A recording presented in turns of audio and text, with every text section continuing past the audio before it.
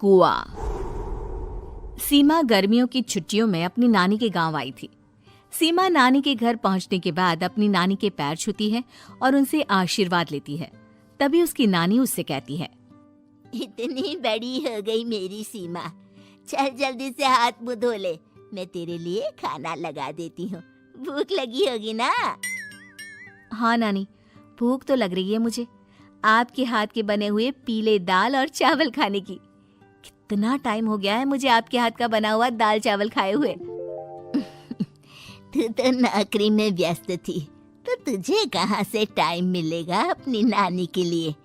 और जब इतने टाइम बाद आई है तो ज्यादा टाइम के लिए रुक कर जाएगी तू। हाँ हाँ नानी, इस बार पूरे 2 महीने के लिए आई हूँ। सीमा की नानी अंदर जाकर उसके लिए खाना बनाने लगती है।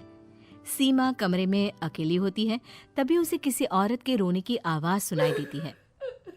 वो कभी खिड़की से बाहर झांकती है तो कभी दरवाजे से बाहर झांकती है। उसे समझ में नहीं आ रहा होता है कि आखिर रो कौन रहा है। तभी नानी खाना लेकर आ जाती है। वो अपनी नानी से कहती है, नानी, कोई औरत रो रही है क्या? मैं जब से यहाँ आई हूँ तब से मुझे यहाँ किसी औरत की रोने की आवाज आ रही है।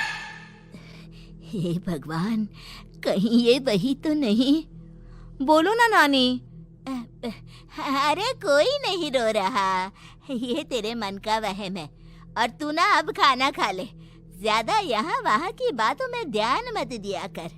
जल्दी से खाना खा और फिर मेरे साथ आ जा मेरे कमरे में, दोनों बैठकर खूब सारी बातें करेंगे। ऐसे ही अगले दिन सीमा अपनी नानी के साथ गांव के बाजार जा रही होती है। उसी रास्ते में फिर से किसी औरत के रोने की आवाज आती है। वो अपनी नानी से कहती है, अरे नानी, क्या सच में तुम्हें अभी भी किसी औरत की रोने की आवाज नहीं सुनाई दे रही? मुझे किसी औरत की बहुत बुरी तरीके से रोने और चीखने की आवाजें आ रही हैं। मैं बहुत परेशान हूँ नानी, आखिर ये कौन है? मुझे लगता है कि सीमा को शहर भेज देना चाहिए, यहाँ रहना उसके लिए ठीक नहीं। नानी बोलो ना, आप चुप क्यों हो जाते हो? सीमा, तू घर चल, मुझे तुझसे बहुत जरूरी बात करनी है। नानी सीमा को घर ले आती है और सीमा से कहती है, सीमा, कल सुबह तू शहर वापस चली जाएगी। अरे अचानक? आखिर क्या बात है नानी, आप मुझे ऐसे जाने को क्यों कह रही हो? मैं बस जो कह रही हूँ उस पर ध्यान दे। तू कल सुबह यहाँ से चली जाएगी, और ये बात मैं कोई मजाक में नहीं बोल रही। तू कल जाएगी तो मतलब जाएगी। अरे नानी, चली जाऊंगी मैं, ठीक है, पर आखिर बात क्या है ये तो बता दो। मम्मी से कोई बात हुई है या फिर मुझसे कोई गलती हुई है जो तुम मुझे अचानक से जाने के लिए बोल रही हो? देख सीमा, रात बहुत हो चुकी है और मुझे इस बारे में कोई बात नहीं करनी। चल, अब चल के मेरे साथ सो जा। सुबह की बस पकड़कर तुझे शहर भी तो जाना है। सीमा को अपनी नानी का ऐसा व्यवहार देखकर बहुत ही अजीब लगता है। उसे कुछ समझ में नहीं आ रहा होता है कि आखिर उसकी नानी उसे अचानक से गांव छोड़कर जाने के लिए क्यों कह रही है। ये सारी बातें सोचते सोचते सीमा की आंख लग जाती है और वो अपनी नानी के साथ सो जाती है। ऐसे ही आधी रात को सीमा को फिर से किसी औरत की रोने की आवाज सुनाई देती है। वो उस औरत की आवाज सुनकर बार बार करवटें बदल रही होती है और तभी उसे सपने में भी एक अजीब सी औरत की परछाई दिखाई देती है, जो इतना चीख चीख कर रो रही होती है कि सीमा डरकर उठ जाती है। वो पूरे पसीने पसीने हो रही होती है। वो अपने आसपास देखती है तो घर में बिल्कुल शांति का माहौल होता है। सीमा घबरा जाती है। वो अपनी नानी को जगाने की कोशिश करती है मगर उसकी नानी नहीं जगती। सीमा को फिर से उस औरत की रोने की आवाज सुनाई देती है। आखिरकार सीमा अपने आप को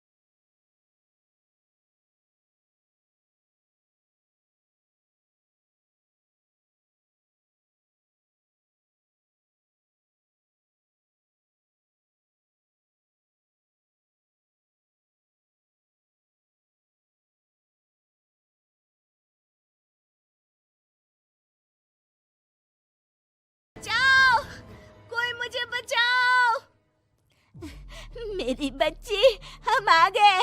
हम तुझे बचा लेंगे। नानी, मुझे यहाँ बहुत डर लग रहा है।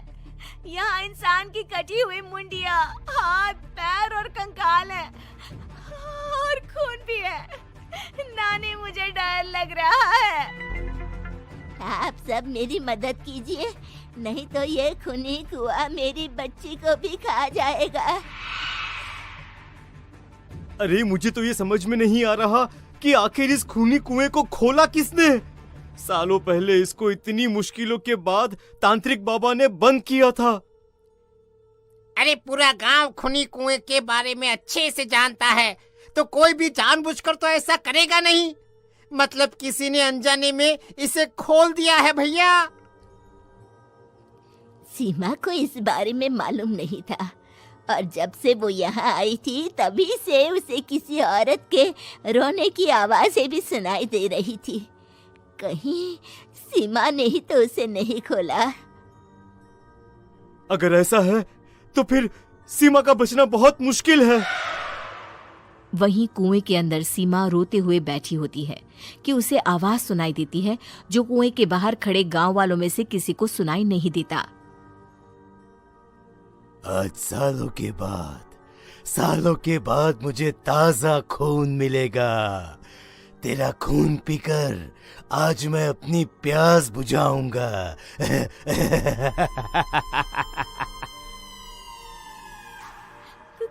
कौन है? मत मारो प्लीज, मुझे जाने दो प्लीज। मैंने किसी का क्या बिगाड़ा है? वो तुझे मरने के बाद पता चल ही जाएगा। जितने में गांव वाले और सीमा की नानी कुछ सोच पाते, उतने में उन्हें सीमा के चिल्लाने की आवाज आती है और अगले ही पल सब शांत हो जाता है। क्या हुआ? सीमा, मेरी बेटी। माफ करना बहन, लेकिन अब सीमा वापस नहीं आएगी। हमें एक बार फिर से कुएं को बंद करना होगा। गांव वाले तभी तांत्रिक को बुलाकर लाते हैं। एक बार फिर अपनी शक्ति से तांत्रिक बाबा उस कुएं को हमेशा हमेशा के लिए बंद कर देते हैं और वहां एक बोर्ड लगा दिया जाता है कि यहाँ आना मना है।